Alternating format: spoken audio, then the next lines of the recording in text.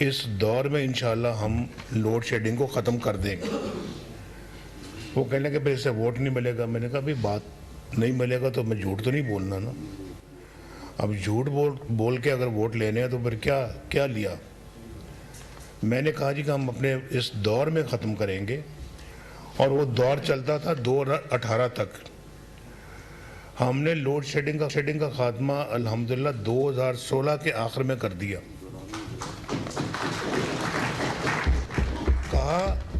کہا اور کر کے دکھایا، کہا اور کر کے دکھایا۔ اس کے بعد پھر دہشت گردی کو ہم نے ختم کیا۔ یہ ڈالر کی مجال ہے کہ 4 سال ذرا بھی ادھر ادھر ہلا ہو، ایک قیمت پہ 104 پہ اس کو 4 سال رکھا، جس میں ان کی بھی اپنا جو ہے نا وہ شاباش ان کو بھی ملنی چاہیے۔ اور پاکستان کے فارن ایکسچینج ریزروز تاریخ میں سب سے زیادہ ہوئے، سب سے زیادہ۔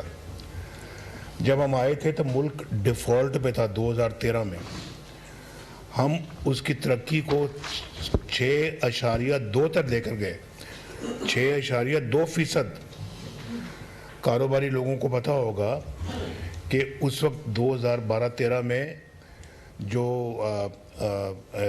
انٹرسٹ ریٹ تھا، جس کو کہ کہتے ہیں پالیسی ریٹ، وہ ڈبل ڈیجٹ سے بھی آگے تھا۔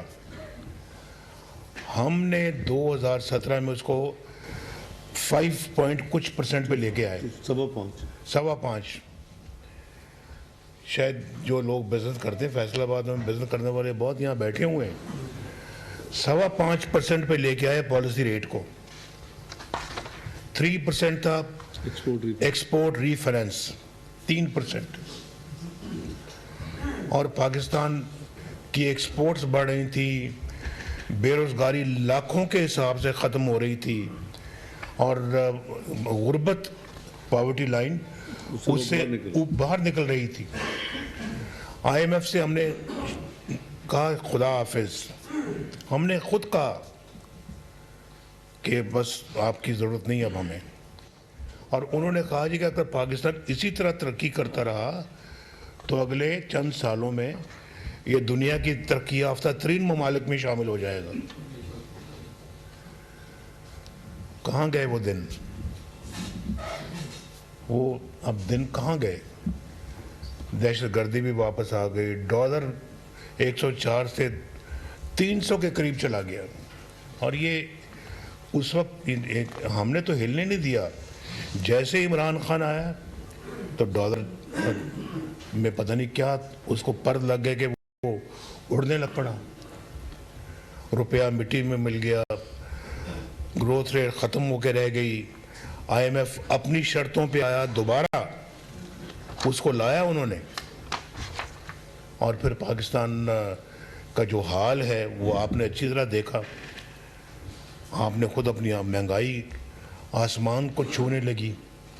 ہمارے زمانے میں 10 روپے سبزیاں بکتی تھیں، دالیں سستی تھیں، آٹا سستا تھا، 4 روپے کی روٹی آج 20 روپے کی۔ یہ تو سب آپ کی آنکھوں نے دیکھا ہے، آپ ان فیکٹس کو کوئی جھٹلا نہیں سکتا۔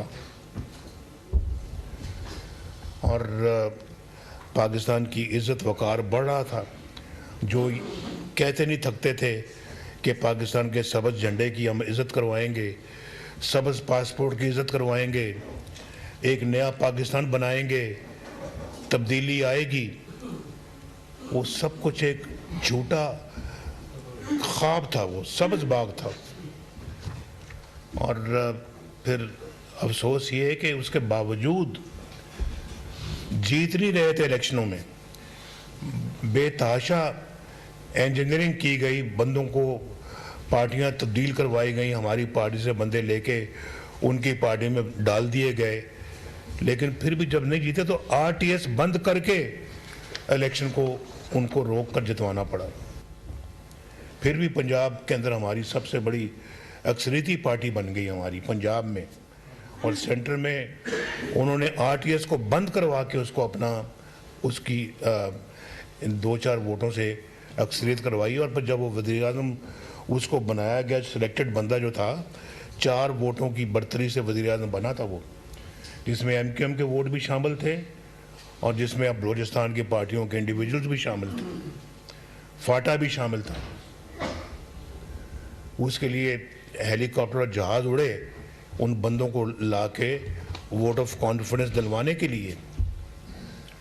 یہ سب ہماری آنکھوں دیکھا حال ہے۔ یہ میں کوئی فرضی باتیں نہیں کر رہا، کوئی ایسا ہوائی باتیں نہیں کر رہا میں، ہم نے خود دیکھا ہے اور آپ نے بھی دیکھا ہے اس کو۔ لیکن افسوس یہ ہوتا ہے کہ ہم دیکھ کر بھی خاموش رہتے ہیں اور کئی ان چیزوں کو برداشت کر کے دیکھ کر جھوٹے کیسوں میں جیلوں میں جاتے ہیں، اور پھر ہمارے کئی لوگ بس افسوس دل میں کرتے ہیں۔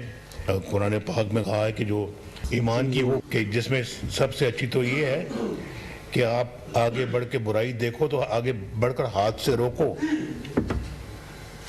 تو نہیں رکتی تو کم از کم زبان سے روکو، اگر زبان سے بھی نہیں رکتی تو پھر دل میں کم از کم برا جان ہوتی۔ یہ آخری فارم ہے اپنا برائی کو برا کہنے کی، تو ہم نے تو آخری جو فارم ہے نا اس کو چنا ہم نے۔ اگر برائی کو اگر آپ دیکھ رہے تھے تو ہاتھ بڑھ کے روکتے تو شاید ہمارے ملک کا یہ اشر نہ ہوتا، اور یہ ہم پچھلے 70-75 سالوں سے یہ تماشا دیکھ رہے ہیں۔ آئین ٹوٹتا ہے تو ججز آگے بڑھ کے ہار پہناتے ہیں آئین توڑنے والے کو، اس کو اپنا لیجیٹیمیسی بھی دیتے ہیں، اس کو کہتے ہیں 3 سال تم آئین کے ساتھ جو مرضی سلوک کرو، 3 سال کی اجازت ہے۔ ہم نے خود یہ فیصلے ہوتے دیکھے ہیں، آپ نے بھی دیکھے ہیں۔ کہتے ہیں ہماری اس وقت جو یہ صورتحال جو بن چکی اس کی وجوہات کیا ہیں؟ بھائی یہ ہیں وجوہات، یہ وجوہات۔ آئین کو ہم خود توڑواتے ہیں، اس کے اوپر مہر لگاتے ہیں، اور پھر اس کے بعد پارلیمنٹ ٹوٹتی ہے تو کہنے کہ بالکل ٹھیک ہوا ہے۔ وزیر اعظم کو جیل ڈالتے ہیں، بالکل ٹھیک ہوا ہے جی۔ بیٹے سے تنخواہ نہ لی، اس کو نکال دیا، بالکل صحیح کیا جی۔ اب وہی کیس آپ دیکھیں، آپ 2-3 ہیئرنگز میں انہوں نے کھڑکی سے نکال کے باہر پھینکا اس کیس کو کہ اس میں تو ہے ہی کچھ نہیں ہے، فراڈ تھا یہ۔ اور انہوں نے آپ نے ان کے بیانات بھی سنے ہیں نا جی، کہ ہم نے تو بھائی کہا تھا کہ یہ نواز شریف کو جیل سے باہر نہیں آنا چاہیے، یہ مریم نواز کو جیل سے باہر نہیں آنا چاہیے، ورنہ ہماری 2 سال کی محنت ضائع ہو جائے گی۔ کون سی 2 سال کی محنت تھی بھائی؟ ہمیں بھی پتہ لگنا چاہیے، قوم کو پتہ لگنا چاہیے۔ ابھی وہ کیس کھلا ہے، دیکھیں کیا کہتے ہیں وہ عدالت میں، کیا بات کرتے ہیں۔ تو یہ سارے کام ہم نے خود خراب کیے ہیں، اپنے ملک کو خود آج اس نقطے پہ ہم لے کے آئے ہیں، کسی اور کا قصور نہیں ہے۔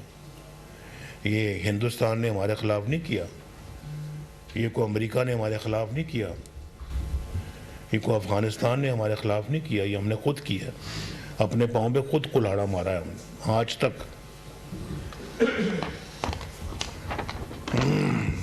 اگر ہم اپنا جو ہے وہ سی پیک لا سکتے ہیں، ملک میں بجلی کو درست کر سکتے، دہشت گردی کا خاتمہ کر سکتے ہیں، اور پاکستان کے اندر جو ہے وہ لوگوں کے روزگار کا اللہ کے فضل و کرم سے ہم نے بندوبست کیا، اکانومی کو صحیح طرح سے الحمدللہ مینیج کیا، چلایا، اور اخلاقی تربیت بھی کی قوم کی۔ ہم نے کوئی قوم کو بے راہ روی کی طرف نہیں ہم لے کے گئے۔ آج دیکھیں قوم کو کیسی بدتمیزی کا کلچر سکھایا انہوں نے، بدتمیزی، بد تہذیبی، غنڈہ گردی، بدماشی، اور پھر دھونس دھاندلی، جھوٹ، یو ٹرن، کیا کچھ یہ نہیں سب اس لیڈر نے خود کر کے دکھایا ہے تبدیلی کے نام پہ۔ اور پھر تبدیلی جی سب کچھ ہو رہا تھا، پھر ساتھ کہتے تھے ریاست مدینہ ہے، اس کو ریاست مدینہ کا نام دے رہے ہیں۔ اللہ سے اللہ سے ڈر نہیں لگا ان کو.